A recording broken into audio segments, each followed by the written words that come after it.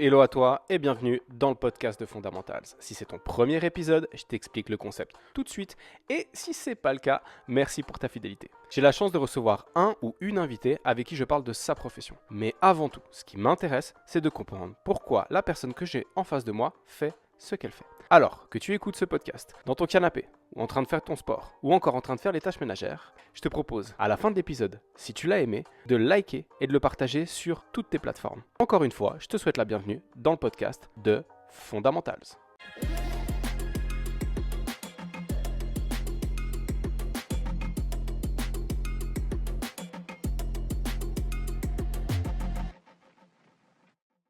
Hello Julien, bienvenue dans le podcast. Salut Ken, merci pour l'invitation. Merci à toi de l'avoir accepté. Comment tu vas aujourd'hui? Bah, très bien, dans le jus, mais très bien. Ça marche.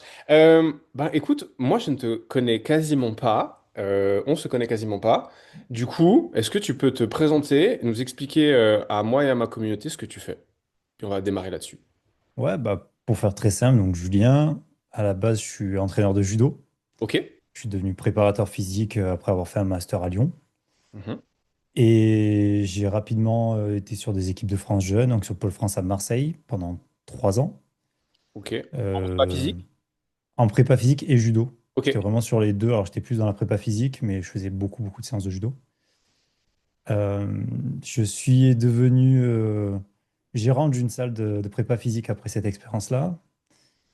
Donc j'ai lancé ma boîte, enfin j'ai lancé ma salle qui s'appelait Mhm. Athletic Club et qui existe toujours sur Marseille, Ok. que j'ai revendu à mes salariés au bout de 3 ans. On voit un certain cycle qui se dessine. Et là, ça fait 2 ans et demi que j'ai ce secret d'entraîneur. Mhm.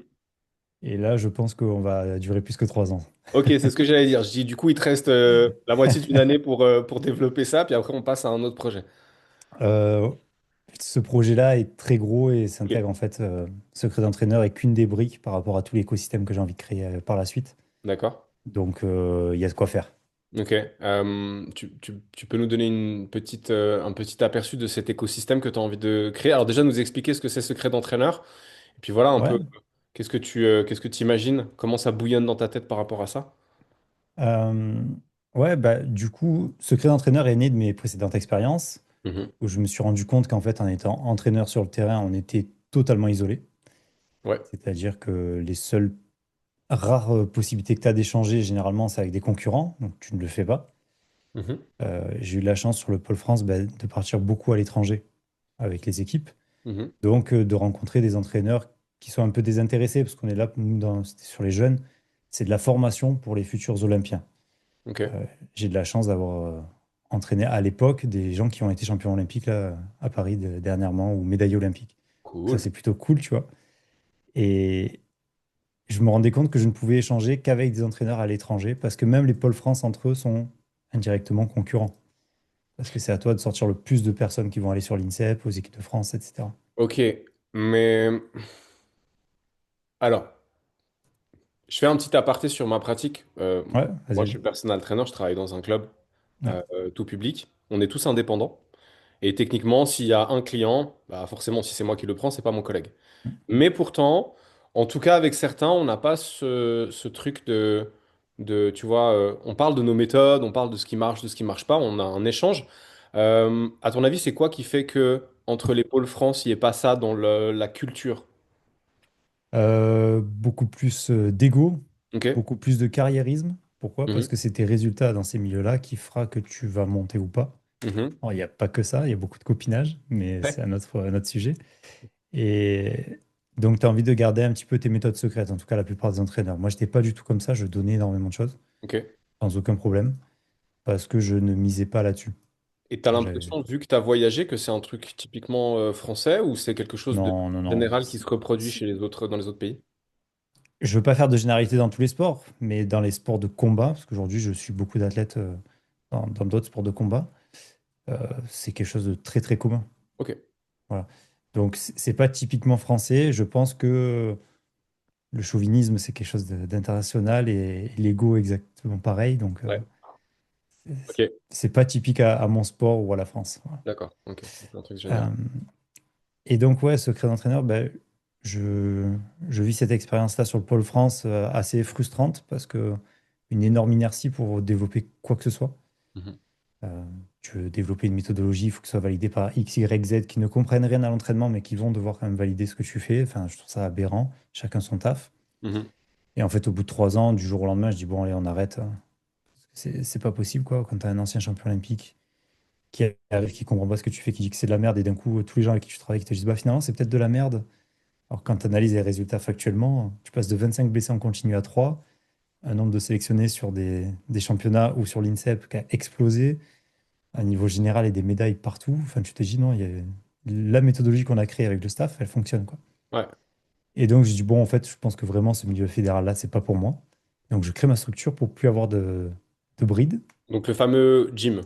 Ouais, Ok. Athletic Club, ouais. Donc, qui était vraiment un centre où je mêlais à la fois coaching lambda, hein, traditionnel, et vraiment sport de haut niveau. Mhm. On a eu jusqu'à 7 coachs sur la structure en même temps, en temps plein. Donc, ça tournait vraiment fort pour une petite structure de 200 mètres carrés. Enfin, voilà, on avait pas mal de traction, ça marchait bien. On a vécu le Covid, etc., mais on s'en est bien sorti. Et du coup, bah, au bout de 3 ans, je me suis rendu compte que moi, je suis passionné d'entraînement. Mhm. Tout ce qui est marketing, business, ça m'intéresse, mais je voulais pas que ça devienne mon quotidien et c'était en train de le devenir. Mhm. Et surtout, je voulais un projet, quand j'ai créé ma salle, c'était un projet qui ait une plus grosse portée que ce que j'avais là. Ok. Donc, effectivement, on faisait beaucoup de séances en individuel, etc. On arrivait à, entre guillemets, marquer des gens positivement, mais c'est pas la portée que je voulais. Je voulais vraiment un truc beaucoup plus gros. Et donc, sur un coup de tête, sachant que j'avais jamais fait ça, j'ai dit, je vais créer un média. Mhm. Première brique d'un écosystème plus large, que je pourrais te décrire après, où je vais donner la parole aux entraîneurs, parce qu'on voit toujours les mêmes sur les réseaux sociaux. C'est pas forcément tous les plus intéressants. Je dis pas qu'ils sont tous inutiles, au contraire, hein, mais voilà, il y a des gens avec énormément de qualité qui n'ont pas le temps de faire de la communication. Mhm. Et je voulais Oui, ou donner qui la aiment pas parole à ces ça. gens-là. Ouais, Qui aiment pas ça, qui sont pas peut-être pas dans la tranche d'âge, mais enfin, voilà, c'est pas leur truc, ouais, quoi. c'est ça. C'est Ouais. complètement ça. C'est des gens qui sont sur le terrain et qui te disent, j'ai pas le temps de communiquer et de faire des Mhm. posts Instagram tous les jours ou de prendre ma caméra pendant que je suis mes sportifs. Mhm. Et donc, bah, j'ai créé ce média-là, un- je vais pas dire par hasard, mais sans aucune attente. Mhm. Je me suis dit, j'ai envie de le faire. Moi, perso, j'ai envie d'échanger avec des gens. Et je pense que ça peut être utile à d'autres personnes. Et ça a explosé, ça m'a un petit peu dépassé même. Mhm. Aujourd'hui, on a, sur les différentes plateformes, on est à plus de 70 000 personnes qui nous suivent. Damn! Donc, ouais, sachant que c'est un truc de niche, c'est que pour les entraîneurs, tu vois, je fais pas du grand public. Et je me rends compte dès que je me déplace dans des centres d'entraînement que tout le monde vient me voir. Enfin, je me dis, OK, là, on a créé un truc qui est gros, quoi. Ok. Quand tu dis Euh, on, Bah, c'est moi, c'est ma graphiste, c'est le monteur qui nous a beaucoup aidé au début. Alors maintenant, il est parti sur d'autres projets, mais voilà, je mets ce on-là comme ça. ok, d'accord. Euh, je rebondis juste sur un truc. T'as parlé de votre structure de 200 mètres carrés. Tu as parlé du fait que vous avez traversé le Covid. 200 mètres carrés, on est d'accord pour dire que c'est pas quelque chose d'immense. Non, Est-ce que tu penses que votre situation elle aurait été plus compliquée si ça avait été beaucoup plus gros? non, au contraire. Ok. C'était beaucoup plus scalable. En fait, moi, j'ai lancé ce projet-là avec 200 mètres carrés juste parce que les finances étaient limitées. Mhm, C'est qu'à un moment donné, il y a eu une réalité financière. C'est que en fait, entre le pôle France et la création de la salle, il y a eu 1 an et demi, mhm, enfin, un peu moins. Parce qu'à la fin du pôle, j'avais déjà commencé à développer des coachings sur une salle qui existait. J'ai très vite explosé. C'est-à-dire que j'ai commencé, alors j'ai pu, je sais mhm, plus à quelle période exactement j'ai commencé, mais au bout de 2 mois que la salle a ouvert, j'avais déjà un emploi du temps à une trentaine d'heures de coaching par semaine. mhm. Et à côté de ça, j'avais quasiment 30 heures de pôle France. Ouais, ça fait C'était beaucoup. des sacrées semaines. Et je gagnais très bien ma vie. Je devais gagner net après URSAF, je devais gagner 6-8 000 euros par mois, quelque chose comme ça. Mhm, Et je me suis dit, bah, cet argent, je vais le réinvestir dans une salle.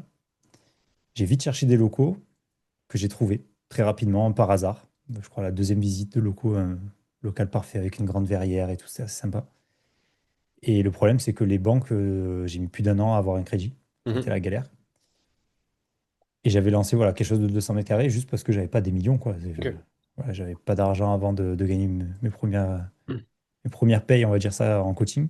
Donc, Je te pose la question dans parce l'équipe. que si on revient sur cette période un peu compliquée du Covid, on a pu observer que Ouais. les petites structures, si on fait comparaison, tu vois, avec les embarcations maritimes, les petites structures, donc les petites coquilles de noix, étaient plus maniables et ont pu, Ouais. voilà, alors que les grands paquebots ont eu plus de peine à changer de direction. C'est pour ça que je te pose la question Ouais. avec l'interrogation en fond de quand c'est un immense bordel, est-ce que tu as meilleur temps d'avoir une petite coquille de noix ou un gros paquebot? Je pense que tout dépend comment est-ce que tu as managé ton business et Mhm. tes équipes en amont. Ok. Euh, Moi, j'ai toujours été très proche de mes équipes.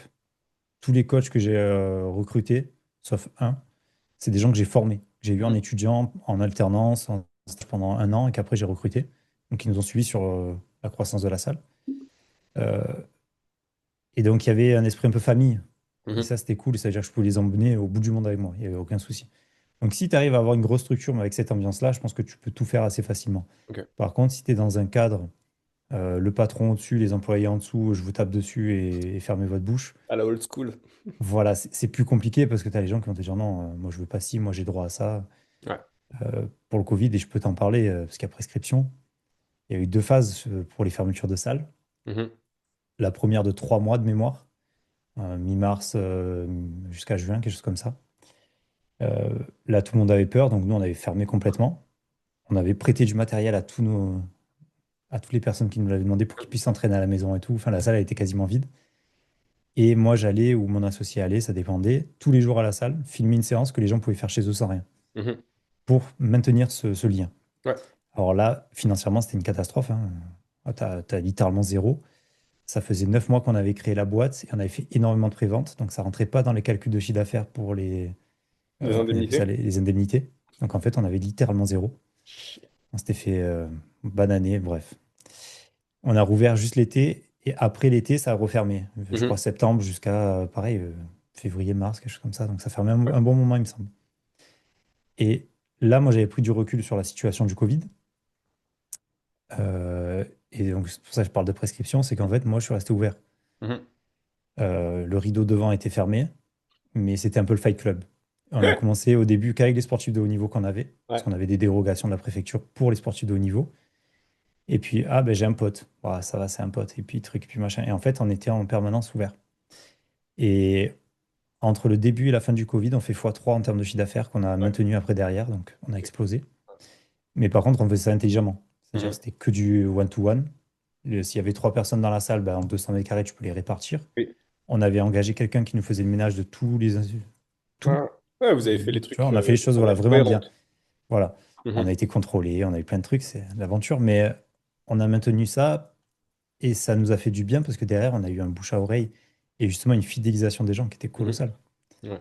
Donc ça a vraiment bien fonctionné. Et donc oui, sur une petite structure, c'est une chance, Mhm. mais tout dépend vraiment de ta qualité de management, je pense. Donc c'est plus ça qui fait la différence. Ouais, parce que Mhm. je sais qu'à Marseille, la plupart des petites structures ont fermé quoi, pendant le Covid. Ça a été fermé définitif. Ouais. C'est marrant, j'ai fait pareil sur la deuxième. Donc la première ouverture, j'étais dans un club généraliste. Enfin, la première fermeture Covid, j'étais dans un club Mm, généraliste. Le club a fermé, j'ai arrêté de travailler. J'avais pas de charge, donc ça allait. Et puis la deuxième fermeture, là, du coup, j'avais ouvert mon propre studio. mm, Et j'ouvre et 5 mois après, on est fermé pour 4 mois. Et je dis, mais en fait, bah, ça va pas être possible. En plus, on avait notre fille qui arrivait à la fin de l'année 2021. Et donc, du coup, j'ai mis du papier opaque sur les fenêtres. mm. Papier opaque sur les fenêtres, dit à tout le monde de faire, bah voilà, d'être un peu discret quand ils arrivaient. Et je me rappelle, j'avais à cette époque-là une cliente de 89 ans qui venait au studio et elle me disait à chaque fois, elle me dit, bon alors j'ai pas mis mes habits de sport. Au cas où quelqu'un m'observait quand j'arrive, au moins comme ça on ne pense pas que je viens faire du sport. Donc elle avait poussé le délire quand même super super loin et c'était hyper drôle. Ah Mais ouais. oui, je vois bien le truc. Donc c'est avant tout une question de management plutôt que de taille de structure, ce qui fait Je, le je- succès final. je pense, ouais. Après, effectivement, si tu as des énormes structures, tu es beaucoup plus facilement contrôlable. Mhm. Ok. Tu vois, on parlait de contrôle. Moi, je sais que j'ai été dénoncé par des voisins, Mhm. parce qu'on avait un voisin qui Un est peu décédé con. entre-temps, mais très jeune en plus. Ok. Comme quoi, quand tu fais du mal aux gens, ça te revient dans la tête. C'est cynique, mais c'est la vérité. Et en fait, il nous avait dénoncé sans aucune raison. Ouais. Et on a Ok. été contrôlé pile le jour où on a eu une fermeture pour faire des petits travaux, parce qu'on a eu un petit dégât des eaux. Bah parfait. Mais donc, Donc c'est c'est fermé. vraiment un coup de bol, quoi. Ok. Mais voilà, j'avais pas trouvé ça correct. Mhm. Et quand tu as une grosse boîte, effectivement, tu es plus facilement contrôlable et on va insister un peu plus. Mhm. Ok. Donc, la structure, à un moment donné, tu décides de la vendre parce que tu es Ouais. arrivé sur ce cycle de 3 ans, puis tu avais envie de changer. Ouais, en fait, je me suis rendu compte que je devenais manager et plus entraîneur Mhm. et que moi, je stagnais en termes d'entraînement. C'est-à-dire que pendant 3 ans, je bossais 7 sur 7. Généralement, mon associé commençait le matin, donc on va dire que je commençais entre 9 et 10 heures, moi, parce que lui ouvrait à 6 7 heures. Mhm. On avait les premiers rendez-vous déjà à ces heures-là. Et je fermais la salle à 21h30 officiellement, sauf que derrière, bah, tu fais le ménage, tu ranges, tu fais des papiers. Donc en fait, j'avais plus de vie. Ouais. Je travaillais 13 heures par jour, 7 sur 7, pas de congé, rien. Euh, donc familialement, c'était compliqué, tu vois, au niveau perso. Donc voilà, et je me suis dit, bon, allez, de toute façon, si c'est ça pendant 10 ans, ça va pas me plaire. Mhm. Ça n'a pas l'impact que je voulais. Je suis content parce que j'ai réussi à faire quelque chose de quali, qui tourne, qui a permis de former des coachs, etc. Et je pense de bien les former. Et par contre, je lui dis, ça ne me correspond pas sur les prochaines années. Donc j'en ai discuté avec mes salariés. Je dis, est-ce que vous, ça vous intéresserait de reprendre? Tous m'ont dit oui. Donc ils ont repris. Alors il y en a deux. Ils sont trois maintenant, mais il y en a deux qui m'ont dit, on reprend tes parts. Mhm. J'avais possibilité de vendre beaucoup plus cher à des extérieurs. J'ai voulu vendre moins cher, mais que ça garde un petit peu la même patte. Mhm. Bon, ça s'est mal passé, mais parce que tu découvres la vraie valeur des gens quand il y a beaucoup d'argent en jeu. Tu vois, et Ce j'ai qui vite paraît, été ouais. déçu. Ce qui paraît, ouais. Mais voilà, c'est fait, ça s'est fait, et tant mieux pour tout le monde. Et je vends, ouais, parce que voilà, je voulais avoir plus d'impact et je voulais pas être juste ce manager, je voulais continuer à me former sur l'entraînement parce que c'était ma passion et j'avais plus le temps de le faire. Mhm. Euh, je voulais aussi un peu plus de liberté parce que, comme je te dis, quand tu bosses de 9 heures à 23 heures tous les jours, souvent plus tôt que ça, mais on va dire à 9 heures, bah, à un moment donné, tu te dis, bon, à quoi bon, tu vois, et quand tu vois tout ce qu'on te prélevait comme charge par rapport à ce que je me sortais comme salaire, je disais non, je gagnais beaucoup mieux ma vie en étant indépendant en fait, donc Ouais. c'était pas forcément utile. Donc voilà, Ok. c'était un tout qu'il fallait changer, quoi. Ok. Donc, après, il y a la création du média. Aujourd'hui, ton Ouais, média est créé. Secret d'entraîneur, ça a pris une ampleur, tu disais avant que tu ouais. n'avais pas anticipé. Aujourd'hui, concrètement, ton activité professionnelle, ton travail, Mm. sur une semaine, tu fais quoi? Ça ressemble à quoi? Ça ressemble à rien. Euh, J'ai des plages horaires et j'essaie de faire des trucs pendant ces plages horaires. c'est exactement ça, tu vois. Je regarde au-dessus de mon écran. Depuis quelques semaines, quelques mois, je me suis imprimé en fait un planning type. Mhm. Faut savoir que j'ai des gros problèmes d'attention et de concentration depuis très longtemps et que je lutte depuis très longtemps pour régler ça. C'est-à-dire que je peux écrire un mail, faire un vocal en même temps et faire enfin, multitâches à fond. Oh, Et une mouche. ouais, et j'oublie d'envoyer le mail et puis j'oublie d'envoyer le message. Et puis hop, tiens, j'ai soif, je me barre et je reviens, je faisais quoi? Bah attends, je vais commencer ça. Enfin, voilà. Et donc là, j'ai organisé mon temps sur les semaines avec des phases en profondeur où Mhm. là, tout est coupé. C'est-à-dire, tu peux essayer de m'appeler, il y a urgence, tout est coupé et je suis en mode focus. Et des phases de sieste, des phases de balade, des phases de superficielles et des phases pour m'entraîner. Parce que c'est Mhm. des choses que j'arrivais plus à faire depuis longtemps. Et c'est un peu paradoxal pour un entraîneur. Oui. Et donc j'ai mis ça, et en fait, ça dépend vraiment des missions. Ok. C'est-à-dire que euh, je peux avoir une semaine où je vais faire quasiment que du montage, Mhm. parce que j'ai tourné quelques épisodes et il faut que je les monte pour m'en débarrasser. Je peux avoir des semaines comme là avec les préparations pour les rencontres de la perf, où je passe littéralement mes journées à envoyer des mails et à téléphoner à des gens, à envoyer des documents, préparer des posts, des trucs comme ça. Donc j'ai aucune semaine qui ne se ressemble. C'est-à-dire que ça Ok. fait 2 ans et demi que je suis sur Secret d'entraîneur et j'ai jamais eu 2 fois la même semaine. Est-ce que tu penses que c'est un des éléments qui joue en la faveur de le cycle habituel de 3 ans va en fait peut-être durer plus longtemps? En partie, Ouais. mais c'est surtout que, je cherche comment le formuler, mais ce qui vient casser ce cycle de 3 ans, c'est surtout que je me rends compte de l'ampleur et du travail colossal qu'il y a derrière. C'est-à-dire que je suis quelqu'un qui aime lancer des projets. Mhm. Gérer, ça j'ai compris avec ma salle. C'est gérer des projets, ça me plaît. Enfin, lancer pardon, des projets, ça me plaît. Les gérer au quotidien, ça me gonfle. Je suis pas, je suis nul. Je suis vraiment nul pour ça. Ne me demande pas de faire d'administratif, ça me gonfle. Ma comptable, elle s'arrache les cheveux avec moi parce que je, ça m'intéresse pas du tout, donc je fais aucun effort. Donc, quand j'ai lancé ma salle, et je me souviens vraiment, euh, comme on n'avait pas beaucoup de moyens, on a fait un peu mode lean startup. Mhm. On commence un peu avec quelques racks, des poids, des trucs, et puis à chaque fois, je réinvestissais. Ah ben là, on va acheter une grosse clim, et là, on va acheter tel matériel, et puis encore tel matériel, etc. Jusqu'à arriver au jour où je me rappelle, j'avais acheté les poulies pardon, de Kaiser à air comprimé, Mhm. et c'était le dernier truc que je voulais acheter. Et dans ma salle, je regardais, je disais, je peux plus rien améliorer. Et de ce Mhm. jour-là, je me suis désintéressé instantanément à ça. Mais comme sur le judo, à force, tu vois, au début, c'est hypant, tu fais des médailles nationales, et puis tu en fais des internationales, et puis tu t'emmènes un gamin à l'équivalent de Roland Garros dans le judo, tu vois. Et puis tu te dis, bon, et puis quoi, tu vois. Mhm. Et derrière, on critique ton boulot, je dis, ouais, franchement, je, je vais pas dire j'ai tout gagné, c'est pas moi du tout, mais je me dis, ok, j'ai tout vécu en tout cas. J'ai coaché des gamins sur des tournois des European Cup. À part moi être sur la chaise sur des championnats du monde ou des JO, il me manque plus aucune case à cocher, tu vois. Mhm. Et ça, j'ai jamais été champion du monde en judo, et je sais très bien comment ça marche, donc je n'irai littéralement jamais. Mhm. Bon, je suis en paix avec ça, c'est pas un problème, hein. Et donc je me suis dit, bah, j'ai coché toutes les cases. Ma salle, j'ai coché toutes les cases. Secret d'entraîneur, Il y a des cases à cocher. ouais, et en fait, tous les jours, je me rends compte qu'il y a d'autres cases. Ouais. Je Je... vais échanger avec une personne qui va me dire, ah ben, tu as pensé à ci, ça. Je vais, oh purée, non. Eh ben, tiens, on Ouais. va le faire. Ouais. Donc, c'est infini comme projet. Donc, ça, Ok. je pense que ça va m'occuper pendant un bon moment si ça fonctionne bien. C'est bien. C'est bien. Voilà. Ouais, je vois ce que tu veux dire. Je vois ce que tu veux dire. J'ai le même truc, mais c'est, je démarre quelque chose de nouveau. Et en fait, je suis passionné par l'acquisition des 80% des premiers C'est ça. skills qu'il faut. Et en fait, les 20%, tu sais, qui... Alors, je ne veux pas dire expert, parce que euh, je pars du principe qu'on ne peut pas s'autoproclamer expert, mais c'est 20% qui me permettraient de vraiment... Bien Non, en sûr. fait, j'ai pas envie. Il me saoule à chaque fois. Il me saoule à chaque fois. Et là, je suis dans une phase, à travers notamment la formation, où je me dis, ah, j'ai vraiment envie d'aller dans le détail. J'ai trouvé un truc qui me stimule suffisamment pour vraiment avoir envie d'aller dans le détail. Ouais, c'est comme ça que tu pourras reconnaître les experts. C'est ceux qui ont fait ce pas de plus pour les 10, 20 derniers pourcents Mhm. Ouais, que vraiment, c'est ça. personne ne fait. Parce que les Vraiment. 80%, c'est entre guillemets facile.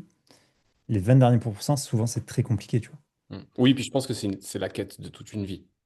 Mais Ouais, c'est ça. c'est probablement ça. Et après, à toi de voir si ces 20%, tu veux les développer toi Mhm. ou monter une équipe qui t'aide à les acquérir aussi, tu vois. Moi, je bascule plus dans ce mode-là maintenant. Mhm. J'ai essayé de tout faire moi-même, tu vois. Enfin, quand je te dis je lance le média, j'avais jamais tenu une caméra littéralement de ma vie. Je Mhm. savais même pas à quoi ça ressemblait un micro. J'avais jamais monté quoi que ce soit. Enfin, j'étais un handicapé là-dessus, quoi. Je savais rien faire. Mhm. Et en fait, aujourd'hui, on vit dans une ère magnifique, hein. T'as YouTube, t'as maintenant ChatGPT en plus, tu trouves tout sur Internet. Ouais, tu peux. Si t'es un peu des merdes et autodidacte, tu arrives. Voilà. Ouais. Et donc, bah, tu bouffes du contenu pour comprendre, pour analyser, et puis tu te fais tes avis, tu essayes. Mhm. Au début, c'était une catastrophe. Les premiers épisodes que j'ai tournés, les caméras elles s'éteignaient parce qu'elles surchauffaient, j'avais pas acheté les bons modèles. Donc là, tu te retrouves avec ton intervenant, t'as loué une salle, t'es monté sur Paris. Je fais tout en présentiel, moi, je fais pas de distanciel. Ouais. Et là, tu loues, tu regardes le mec, tu dis, je crois que mes caméras elles sont éteintes. Tu t'arrêtes, tu vas voir, putain, elles sont éteintes, qu'est-ce qu'on fait? T'as Pourquoi? chaud, tu Comment? transpires, c'est le bordel. Voilà, et au début, tu sais pas pour qu'elles ont surchauffé, tu vois, tu sais juste qu'elles s'est arrêtée. Ouais. Et donc là, tu passes pour un con, enfin, c'était catastrophe, le nombre de sons que j'ai perdus, de vidéos qui ont été mal faites, floutées, enfin, Mhm. voilà, mais tu apprends. Ah bah ça fait partie Tu vois. du. Et puis je trouve que c'est. Je trouve qu'en fait c'est stimulant. Enfin, je sais pas, t'as quel âge, Julien? 34. Ok. Bon, Ouais. je suis un peu plus âgé cette année, ce sera 38. En fait, pendant longtemps, j'ai trouvé un peu angoissant tu vois, le fait de réaliser que la quantité de choses que je savais était infime par rapport à la quantité de choses qui restaient à apprendre. Je trouvais ça un peu oppressant, un peu stressant. Et je sais pas, depuis un an, à peu près, un an, 2 ans, en fait, je trouve ça tellement stimulant. Mm. Je trouve ça tellement stimulant de me dire, bah, en fait, tu peux apprendre des trucs toute ta vie. Ouais. Je trouve ça génial. Ah oui, mais c'est ça qui est trop bien. Mm. Et Ouais, tu vois, j'adore. j'apprends le média, je découvre des choses, c'est passionnant. Alors Mm. autant il y a des trucs, comme tu dis, les 20 derniers pourcents, ça me gonfle, tu vois, mes caméras, je sais que je pourrais les régler vraiment encore mieux sur la colorimétrie, sur truc. Ouais. Bon, est-ce nécessaire? Euh, voilà, je suis pas sûr. Et là, j'ai pris la décision, tu vois, de m'entourer prochainement de gens qui savent faire Mhm, pour ces 20 derniers pourcents, parce qu'en fait, aujourd'hui, je suis sollicité sur beaucoup de choses. Et là, tu vois, le statut change. mhm, Euh, je, je vais, entre guillemets, je fais le deuil de mon statut d'entraîneur pour celui d'entrepreneur. mhm. C'est clairement mon métier aujourd'hui. Ouais, Et aujourd'hui, je ne peux plus tout faire. J'ai c'était juste plus le temps. C'est pas ouais. possible. Donc, je suis La obligé de question que je déléguer. voulais te poser, c'était est-ce que tu coaches encore? Une seule personne. Ok, Ouais. Une seule personne, un boxeur qui est top monde, ok. que j'ai depuis 6 ou 7 ans, depuis qu'il est rentré au Glory en K1. Donc, ouais, je dirais 7 ans peut-être maintenant. Donc tu fais sa prépa physique. Je fais toute sa prépa physique, quoi. Ok. On a le droit de savoir qui c'est? Ouais, Nordine Maïedine, Ok. qui combat maintenant pour l'Algérie, qui combat plus pour la France, parce que c'est des problèmes de fédération, ça. Euh, mais qui est top 4 monde, je crois, Ok. en kickboxing, en poids lourd. Génial. Cool. Parfait. C'est quoi le plus, c'est quoi le plus difficile pour toi dans... Alors, tu as parlé de l'attention, qu'il faut Ouais. essayer de cadrer. Tu donnes l'impression d'avoir trouvé des moyens, donc ça, c'est cool. C'est quoi aujourd'hui qui est le plus compliqué par rapport à tout ce que tu fais? Un peu le... Si on parlait du revers de la médaille ou du côté obscur de la force, tu dirais que c'est quoi? Il y en a beaucoup. Euh, En fait, ça, je pense que ça va vraiment dépendre de chaque personne. Il y a des trucs qui, moi, me prennent la tête.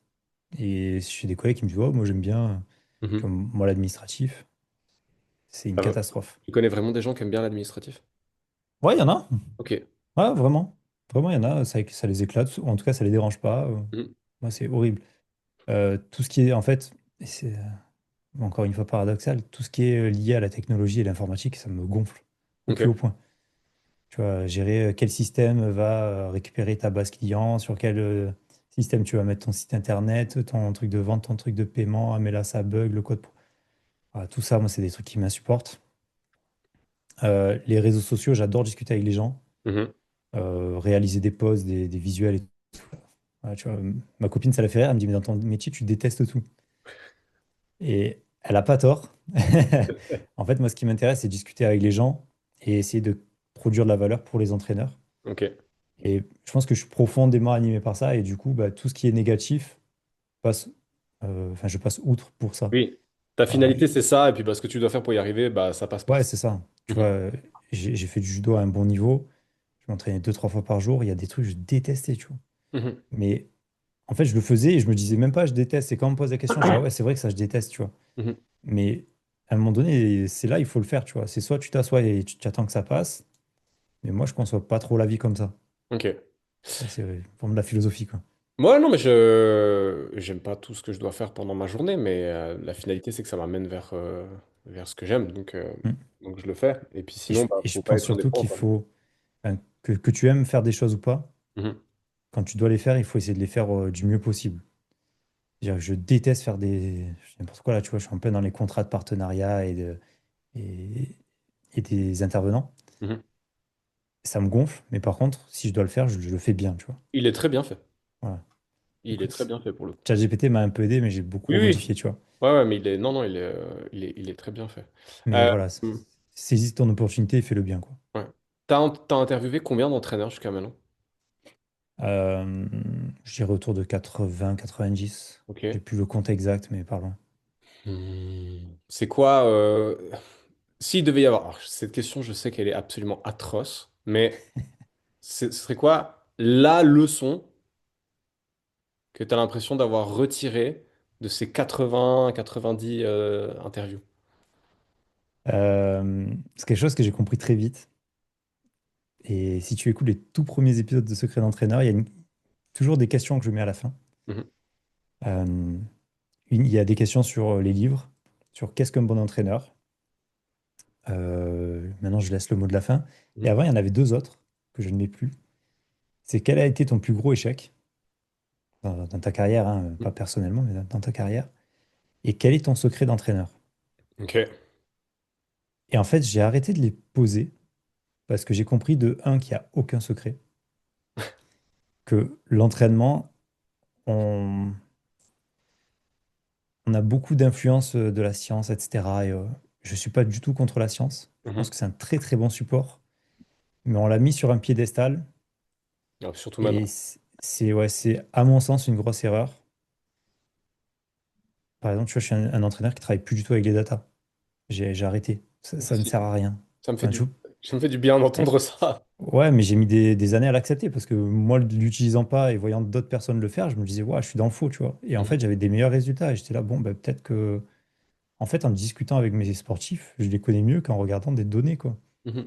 Tu vois, c'est une anecdote que j'ai déjà racontée, mais je faisais des questionnaires subjectifs et j'ai une fille sur le Pôle France qui a fait une tentative de suicide alors que ses questionnaires, tout était dans le vert, tu vois. Mhm.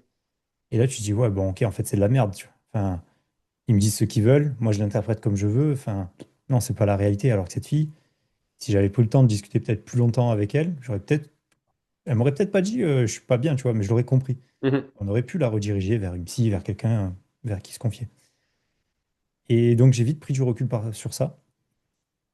Le seul truc que j'utilisais un petit peu, c'était le VBT, juste pour avoir des données de vitesse et donc de qualité. Mais là, maintenant, j'entraîne beaucoup en distanciel, je peux plus trop le faire, c'est plus Mhm. compliqué. Et pour revenir à la question, donc j'ai compris qu'il n'y avait pas de secret. Et j'ai compris aussi que chacun a ses échecs et interprète ses échecs. Moi, tu vois, mon plus gros échec, c'était un jeune qui revient des croisés. Je lui ai fait toute sa réathlée avec le kiné et tout. On a franchement super boulot. Il s'est au top. Première séance qu'il fait, il se répète le croisé. Oh putain. Même jambe. Et là, tu vois ça, tu te dis, attends, c'est une blague, c'est pas possible. Genre, tous les tests étaient verts, mais vraiment, tout était ouvert, hein. Mhm. Et c'était une époque où on était beaucoup sur les croisés, etc., sur la Fédé. Donc, on a tout testé en long, large, en travers. Il répète.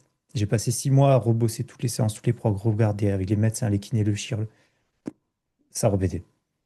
Donc, pour moi, c'est mon plus gros échec. Mais en fait, si tu prends un peu de recul, un peu de côté stoïcien, bah, j'ai fait tout ce que je pouvais sur ce sur quoi j'avais le contrôle.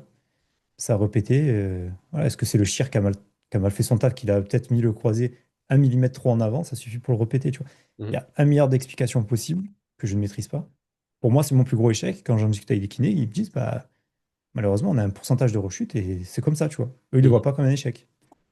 Ouais. Voilà. Moi, ça m'empêchait de dormir pendant des nuits entières. Tiens. Donc, j'ai compris ça et du coup, je me suis dit, bah, ça sert à rien de poser cette question-là, si ce n'est être intrusif, tu vois. Mhm. Donc ça, j'ai arrêté. Ok. D'accord. Donc, Donc il n'y a ça, pas de c'est vraiment les deux secret. grosses leçons. Il n'y a pas de Et pas secret. d'échec, si ce n'est ce Et... que toi, tu vis comme un échec. Ok. D'accord. Ça me fait penser, il n'y a pas de secret à Kung Fu Panda, euh, Hmm. le premier, où en fait, à un moment donné, son père, il lui dit, bah, en fait, dans la soupe, l'ingrédient secret, c'est qu'il n'y a pas de secret. Et puis, en fait, c'est ça. Bah Et ouais, un peu.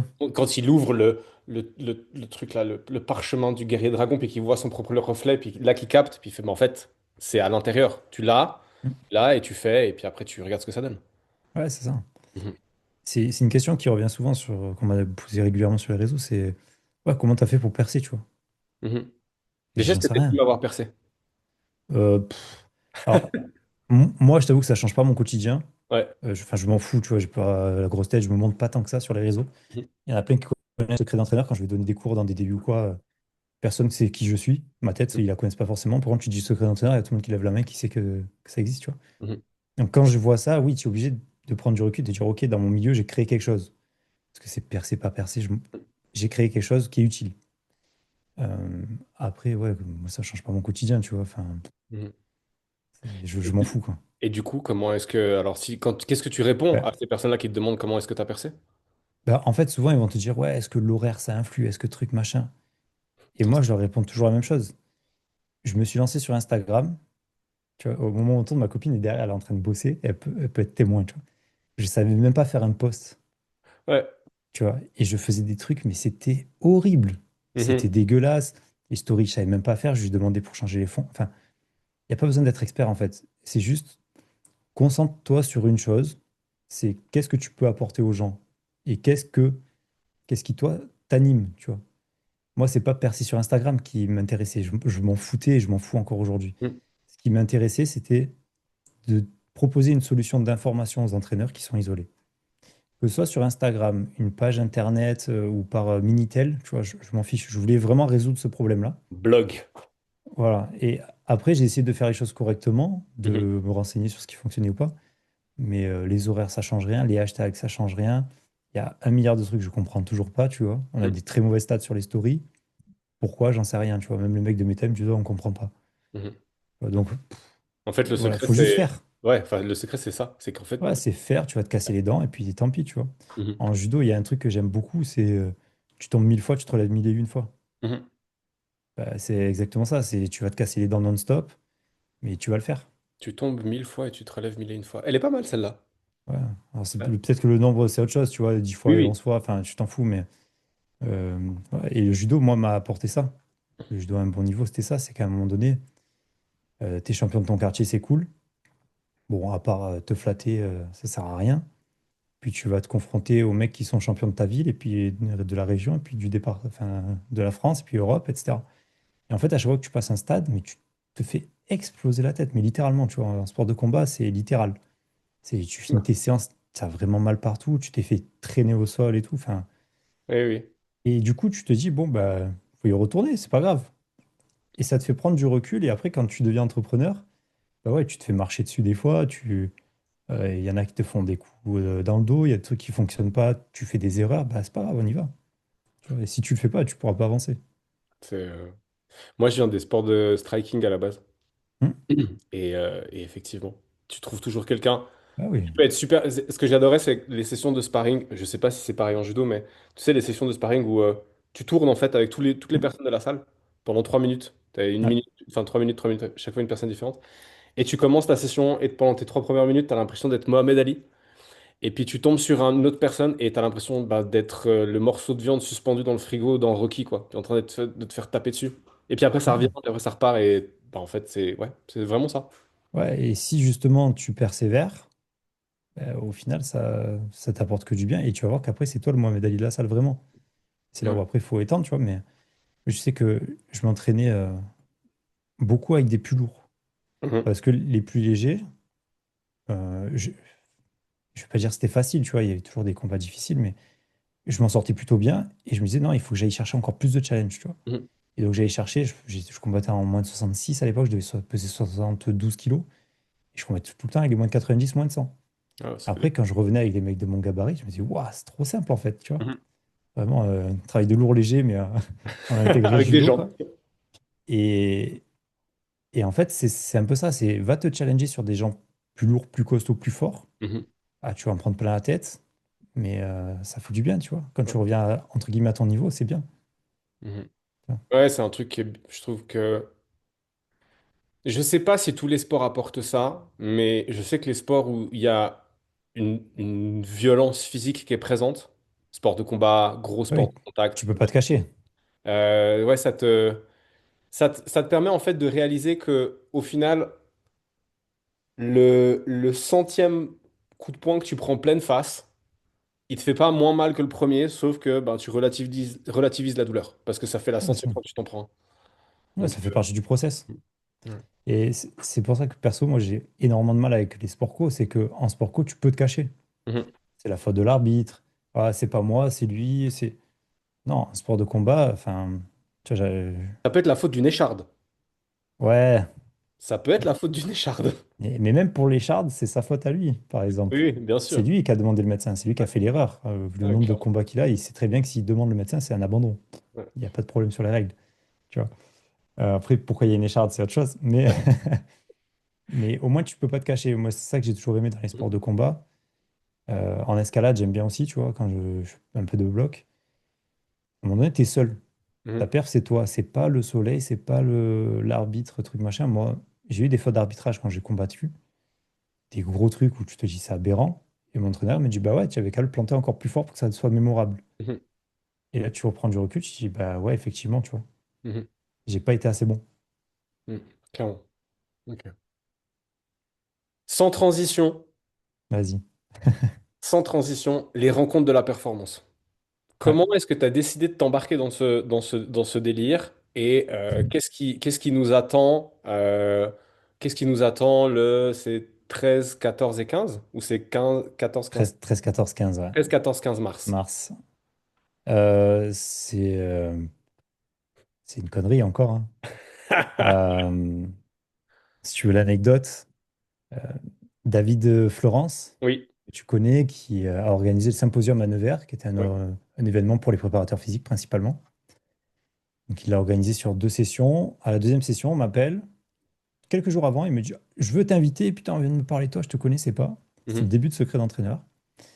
Et il me dit, je veux te rencontrer, je veux qu'on discute, etc. Je dis, bah écoute, moi j'ai déjà acheté ma place. Je serai là, on discutera quand je ne serai pas en train de regarder Mhm. des ateliers. Et donc on discute et en fait, coup de foudre pro et perso, tu vois, ce mec, c'est vraiment un mec en or que Ah j'adore. ouais, j'avoue. C'est un super gars.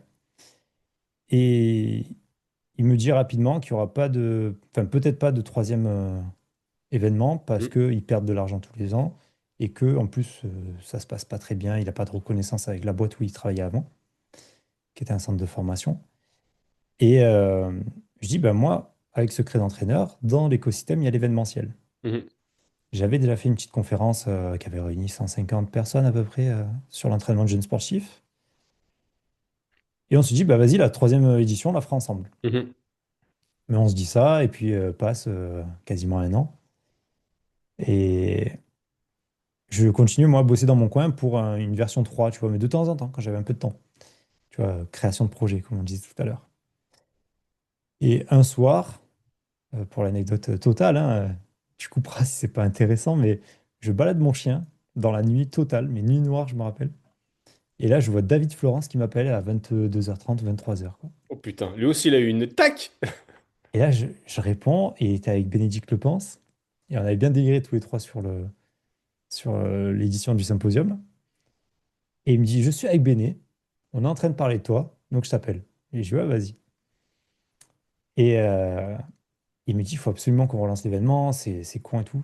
Et je dis, j'étais dans une période un peu, enfin, pas creuse, mais où j'avais ma routine, il fallait que je casse un peu ça. Je dis, vas-y, on le lance. Et donc, c'était en mai de l'année dernière, Mhm. ou avril de l'année dernière.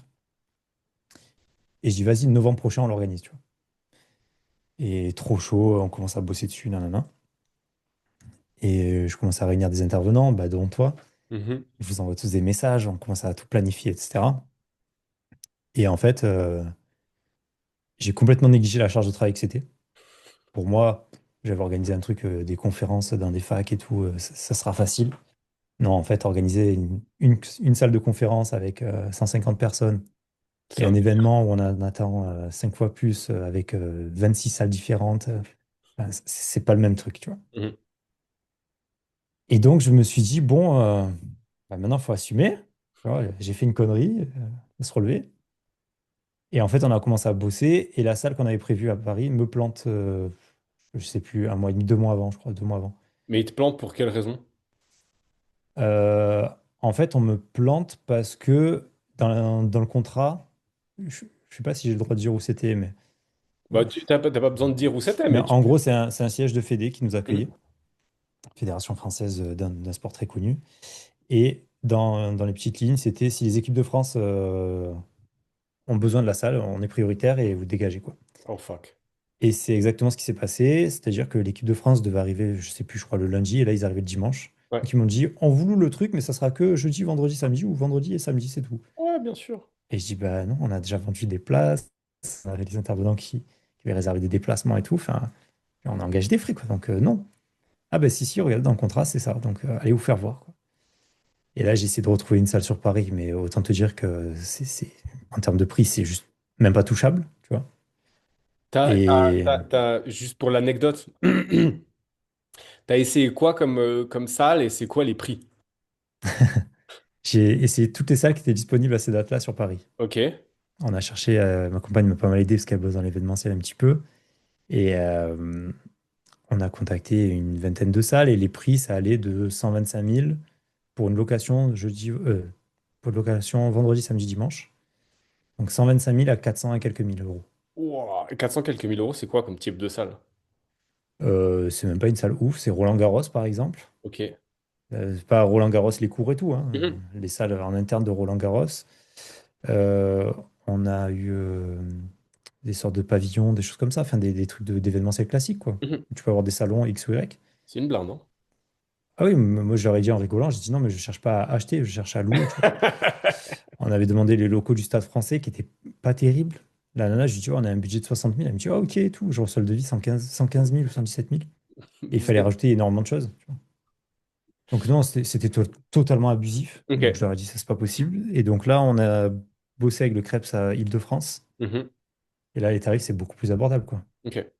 Donc voilà, ça reste un billet, mais c'est abordable. Ok. Et bon, tu as repris une partie des intervenants qui étaient sur Mm. le symposium, Ouais. dont ma pomme. Comment tu as choisi comment t'as choisi les suivants? Enfin, c'était quoi un peu tes critères de sélection? Euh, Quoi que je fasse, je veux toujours que ce soit de la qualité. Mhm. Donc ça a été le premier point.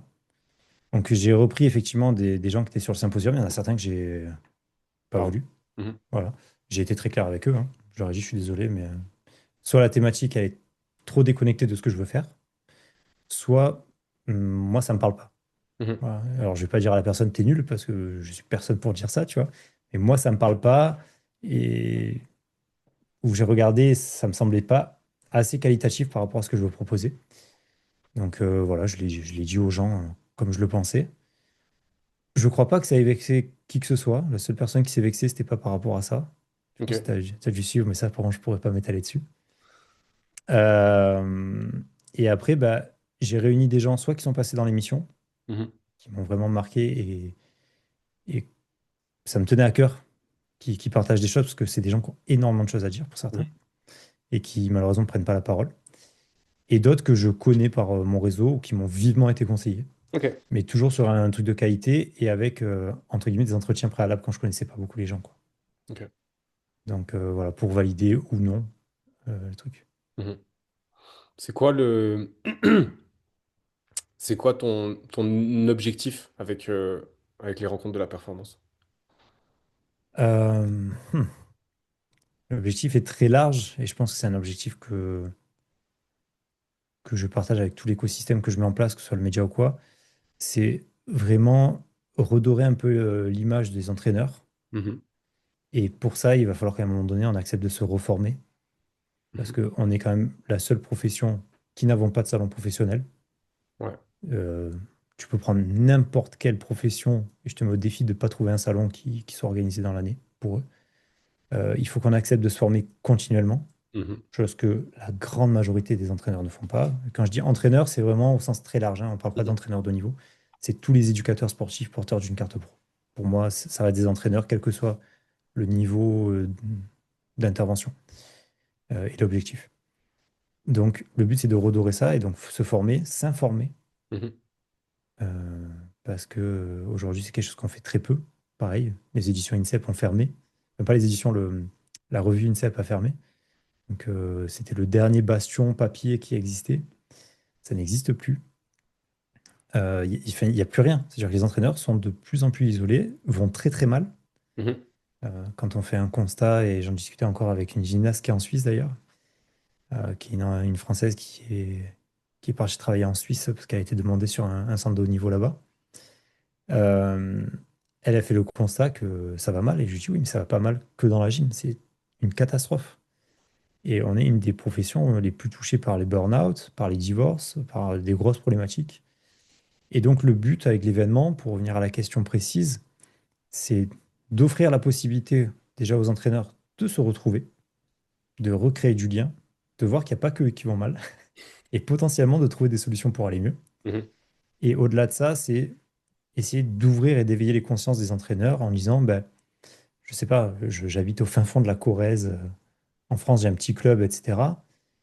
Et j'ai des problèmes parce que, je dis n'importe quoi, j'ai une femme qui est tombée enceinte et il faut que j'arrive à l'entraîner alors que je n'ai jamais été formé là-dessus.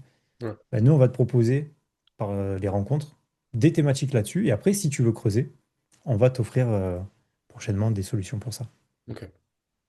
Donc voilà, le but, c'est de créer un lieu de partage et de rencontre, Quand tu principalement. dis, quand tu dis je fais juste une aparté, mais parce que du coup, ça a piqué ma curiosité, on va te proposer par la suite. Ouais. Ok. Euh, donc, je t'ai présenté l'écosystème Ouais. média.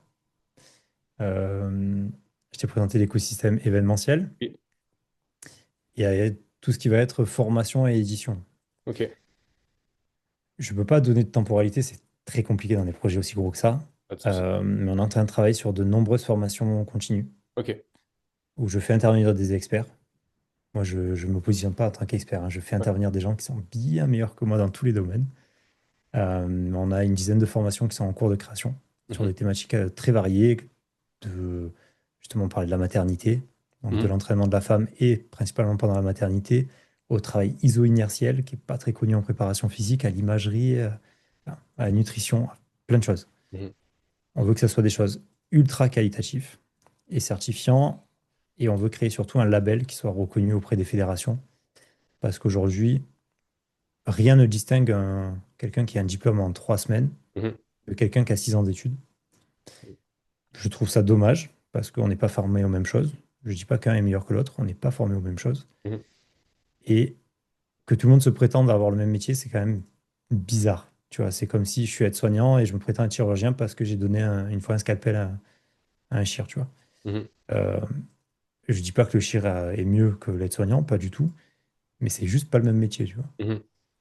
Donc, Demande selon toi, à... on devrait hiérarchiser par exemple, si on prend les formations françaises, entre le CQP, le BPGEPS, ou des formations qui prennent plus de temps. Pas hiérarchiser, justement. Ok.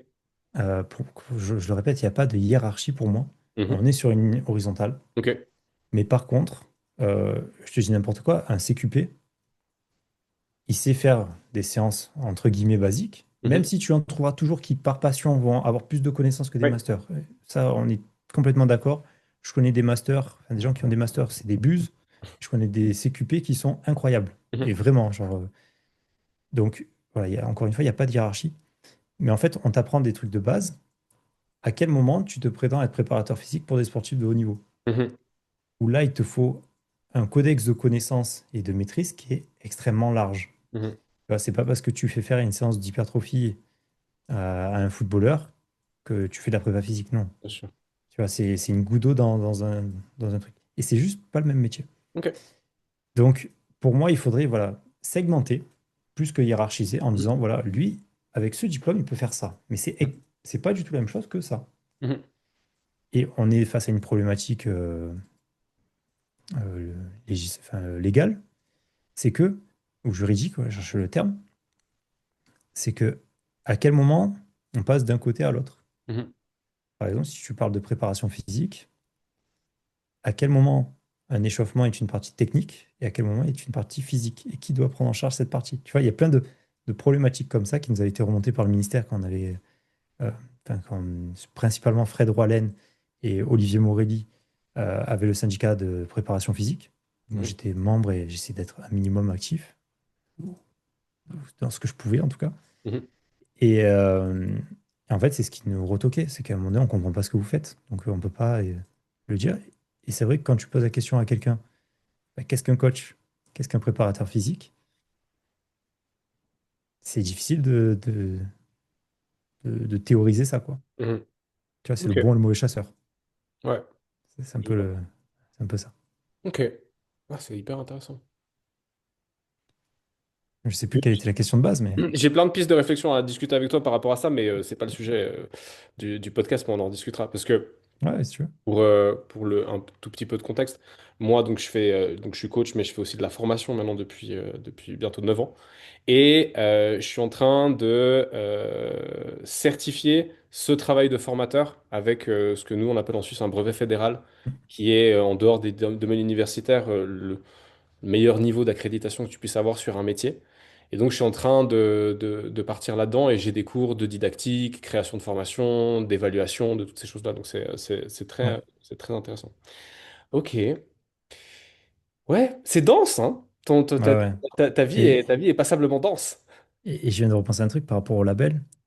Et c'est un petit peu la même chose. Comme je suis parti du principe que tu ne peux pas changer les diplômes français Mhm, parce qu'on a une inertie administrative qui est beaucoup trop lourde. mhm, C'est juste pas faisable, donc autant construire sans. Euh, je me dis, en fait, on va créer ce label-là qu'on va faire valoriser par les fédérations et les recruteurs dans le milieu du sport. Et que quand tu passeras des diplômes sur secret d'entraîneur, mais je veux pas être sectaire, tu vois, genre, je discutais avec Sean Seal il y a quelques jours. Mhm. Il fait des formations en physio, en travail de l'endurance, tout, qui sont géniaux. Ouais. Enfin, son travail est vraiment génial, tu vois. Nico Vandel, pareil. Le but, c'est de leur dire, putain, vos formations, elles sont ultra quali, les gars. Est-ce que ça vous intéresse qu'on rajoute ce label quand on suit cette formation? Et de pas dire, si t'es pas chez moi, t'es en dehors. Et de dire, au contraire, toi, tu fais un truc qui est bien. Est-ce qu'on peut, nous, mettre notre bille là-dessus, tu vois? Mhm. Plutôt que de vraiment créer une secte, c'est pas ce qui m'intéresse. Moi, le but, c'est d'avoir un système le plus ouvert possible. Ok. Ouais, On va y avoir. Ouais. Ok. Donc voilà, c'est vraiment le Comme truc si vous global. deveniez, en plus d'être un organe de formation, un organe de labellisation parce que votre label Ouais, a de la reconnaissance. c'est exactement ça. Ok. Et le but, c'est de valoriser les formateurs de qualité. Mhm. Parce qu'aujourd'hui, c'est problématique. Tu vois, moi, j'ai des potes qui sont profs de judo, par exemple, qui va faire une formation en jardinage. Parce qu'il me dit, sinon, je perds mon compte professionnel de formation, donc tout ce que j'ai cotisé. Et il n'y a pas de formation continue qui sont ouvertes à moi, parce que je ne suis pas universitaire, Mhm. parce que je ne suis pas entraîneur national, Mhm. et parce que j'ai pas le temps d'aller sur Paris. Et donc, tu te dis, je suis obligé de prendre un truc de jardinage parce que je bricole chez moi et que au moins, je ne perds pas mon fric, quoi. Et là, tu te dis, mais attends, comment ça? Il n'y a rien qui est mis en place. Et en fait, quand tu regardes, non, ces mecs-là ne peuvent pas accéder à la formation. Donc, Ok. nous, le Parce but, qu'ils c'est de sortent pas créer du des formations cursus ouvertes. parce qu'ils sortent pas d'un cursus standard.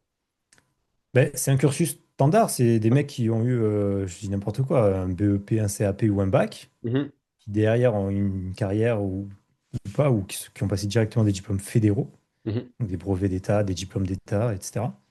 Et par exemple, tu passes en France, pour rester dans le monde du judo, mais c'est la même chose sur toutes les fédés quasiment, c'est juste l'appellation qui peut changer.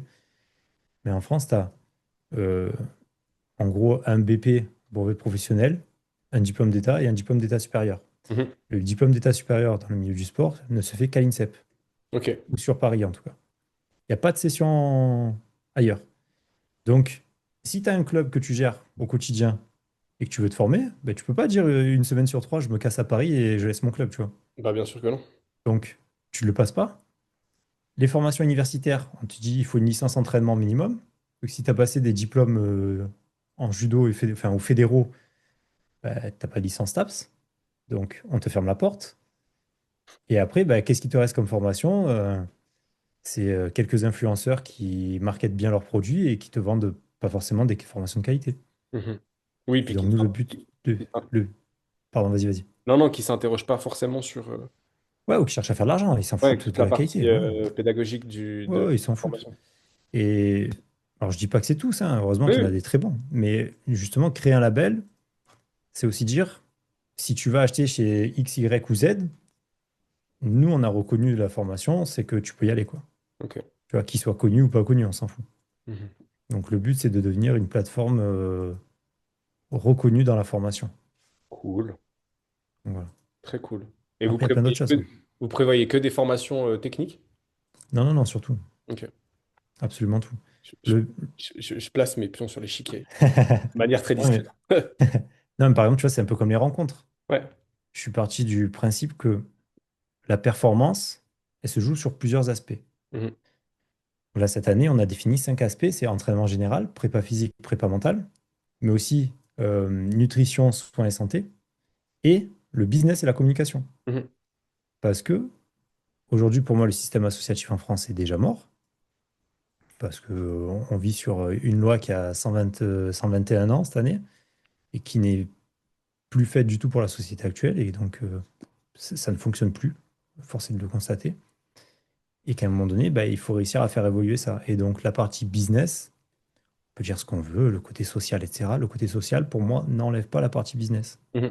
Et si tu ne Ouais, bien conçois sûr. pas ton association à un moment donné comme une entreprise, même si elle a une vocation sociale, ça je suis d'accord, il n'y a aucun souci là-dessus. Mais si tu n'as pas cette vision-là, tu es déjà mort. Mhm. Et ça pour moi, c'est crucial si demain on va encore faire de la perf en France, il faut que la base elle soit là, sinon Ouais, bien sûr. ça n'existe plus, quoi. Mhm. Oui, et puis enfin moi je le vois, tu vois, à mon échelle avec les coachs. Donc moi je suis quand même beaucoup plus en contact avec des coachs personnels, personnel Mm. trainer, on les appelle comme on veut. Mais voilà, la partie tu peux pas juste être animé de passion. Parce que ça Mm. fonctionne pas. Et surtout si tu veux être indépendant, tu peux pas juste être animé de passion et tu dois avoir plusieurs cordes à ton arc parce que sinon tu... Bah voilà, ça explique le burn-out, ça explique la Bien sûr. déprime, les journées de travail interminables, la mauvaise valorisation du travail. C'est plus facile de faire un burn-out quand tu gagnes 1000 balles par mois que quand tu en gagnes 8000, hein. C'est sûr. Enfin, Oui, effectivement. c'est con, tu vois, mais c'est une vérité aussi aujourd'hui. C'est que ça te pèse. Mhm. Oui, oui, tes problèmes sont des fois moins importants quand ton compte en banque il est plein que quand il est vide. Bien sûr, ou en tout cas, tu peux mettre en place des solutions. Ouais, Parce clairement. que si tu as besoin d'une semaine pour souffler, tu te dis pas, putain, je peux même pas payer un Airbnb à 2 heures de chez moi. Enfin, tu vois, ou je peux pas m'arrêter de travailler, truc machin. Enfin, c'est pas évident. Mhm. Tu Ouais. vois. Je vois bien, je vois bien. Euh, on pourrait continuer pendant des heures, là je me sens bien lancé. C'est le moment du quiz. L'idée c'est que tu réfléchisses très peu aux réponses que tu vas donner. Vas-y, vas-y. Ça va? 3, 2, 1, c'est parti. Quand tu étais petit, tu jouais à quoi? Au Lego. Ah, bon, je pense que... Ouais, j'ai vu. Voilà. Ça fait très très longtemps que j'ai pas touché un Lego. Ah bah ça fait beaucoup de bien. Un aliment que tu n'aimes pas manger. L'oignon cru. Oh, ok, bon, oui. Mais sinon, je mange de tout. Donc, ouais. Ton outil de travail favori? Euh, le kimono. Ah, c'est beau ça. Euh, une de tes manies, si tu en as. Euh, là, je suis obligé de réfléchir parce que j'en ai beaucoup. J'ai beaucoup de tocs. Ah, Euh, le truc qui fait le plus rire ta compagne. qui l'a fait le plus rire. Ouais, le toc qui l'a fait le plus rire. Attends, tu veux que je lui demande? Ouais, pose-lui la question. Vas-y. Le toc ou la manie chez moi qui te fait le plus rire.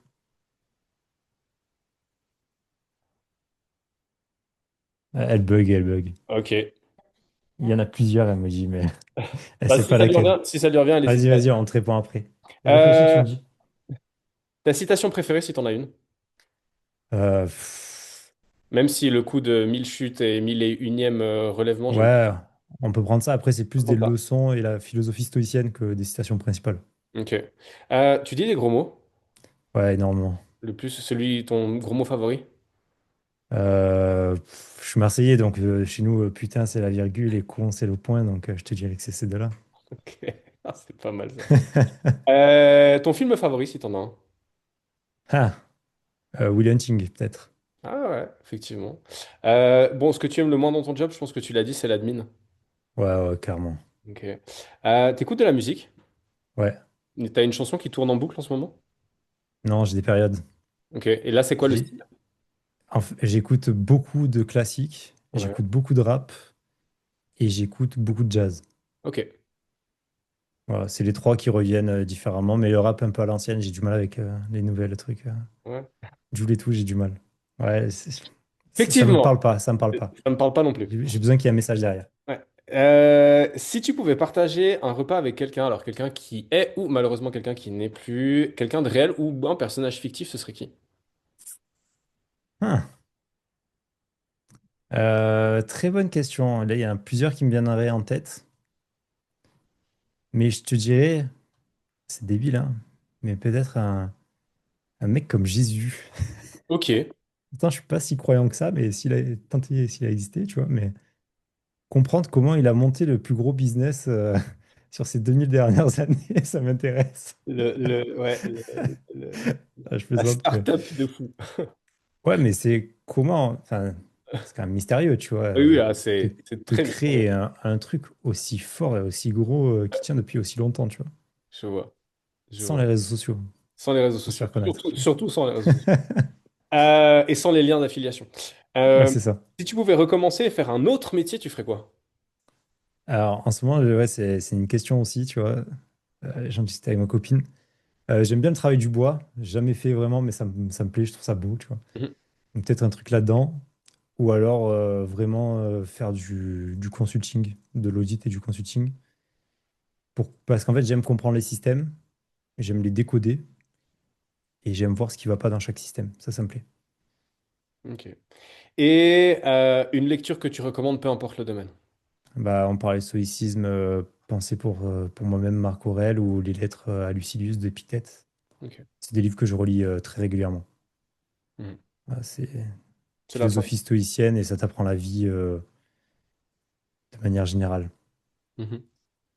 Ouais, je pense que si tu arrives à maîtriser ces ouvrages-là, C'est bien.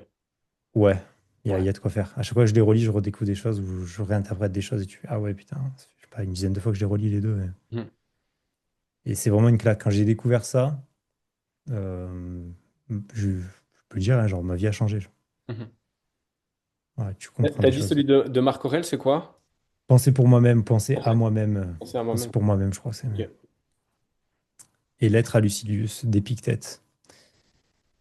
ça marche. C'est les deux qui, moi, me parlent le plus, qui sont très faciles à lire. C'est Mhm. souvent des lettres à Lucilius, c'est des lettres que Épictète fait à un de ses apprentis. Mhm. Et chaque lettre a une thématique. Ok. Ça peut être la mort, ça peut être l'observation, ça peut être le temps, ça peut être justement le positionnement face au travail, par rapport à l'adversité, les émotions, plein de trucs comme ça. Et Marc Aurèle, c'est je sais pas, des passages de 3 à 30 lignes, tu vois, Mhm. sur, pareil, des thématiques très précises. Ouais, c'est prise Je de note. notes. Je note. Le quiz est terminé. Yes. Hmm, Si tu pouvais, si tu pouvais aller discuter avec le Julien, Hmm, lequel je vais choisir? Celui qui voit sa salle fermée au premier confinement. Donc le Julien d'aujourd'hui peut aller discuter avec le Julien de l'époque. Mars 2020, tu te dis quoi toi-même?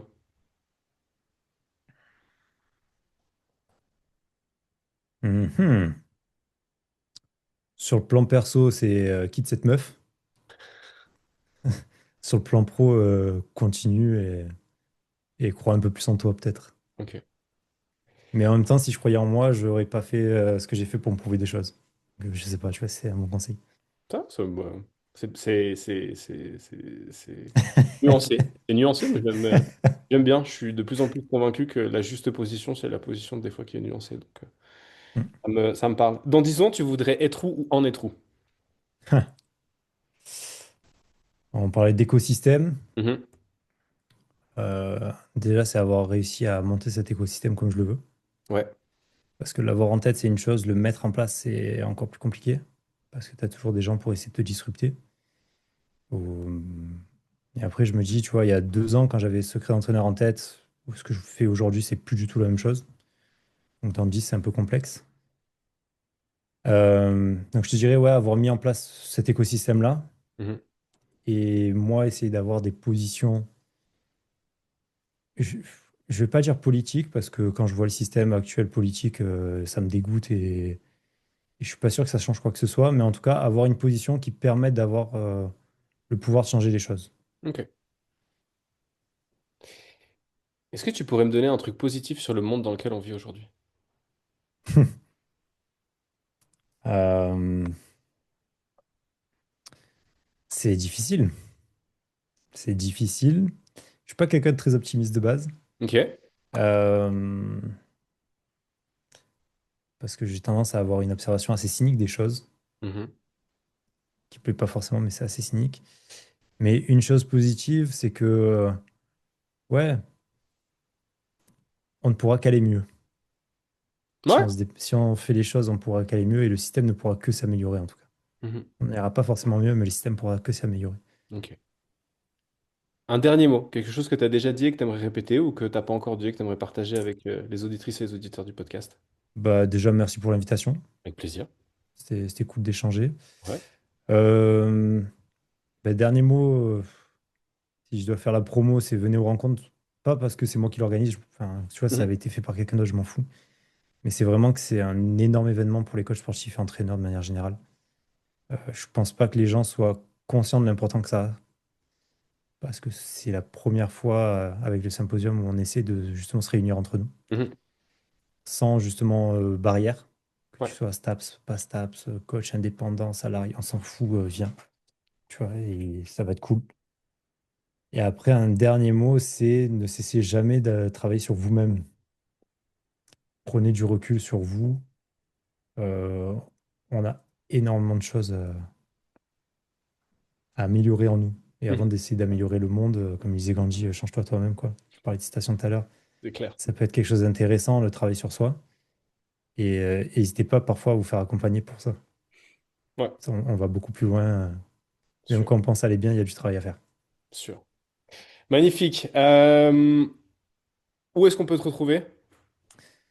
Secret d'entraîneur sur Mhm. tous les médias Je mettrai de toute classiques, façon hein. tous les liens dans la description du podcast. Ouais, voilà, et LinkedIn, Julien Vecchione. Mhm. C'est dur à écrire, mais c'est Vechione. Et voilà, je réponds à tout le monde, donc s'il y a n'importe quelle question ou quoi, je suis dispo toujours pour échanger. Parfait. Julien, merci beaucoup. Je suis très content d'avoir appris à un peu plus te connaître parce qu'on a échangé quelques messages pour l'organisation des rencontres, mais sinon c'était cool. Merci d'avoir accepté ça. Pour les auditrices et les auditeurs du podcast, bah, merci beaucoup pour votre attention. J'espère que vous aurez pris autant de plaisir à écouter cet épisode que Julien et moi on a pris à l'enregistrer. Si c'est votre premier épisode, bah, bienvenue dans le podcast de Fundamentals. Et si ce n'est pas le cas, bah, merci comme d'habitude pour votre fidélité. Je vous dis à très bientôt dans un nouvel épisode. Julien, je te souhaite une bonne suite de journée et je te dis aussi à bientôt. Ciao, À toi ciao! aussi, ciao.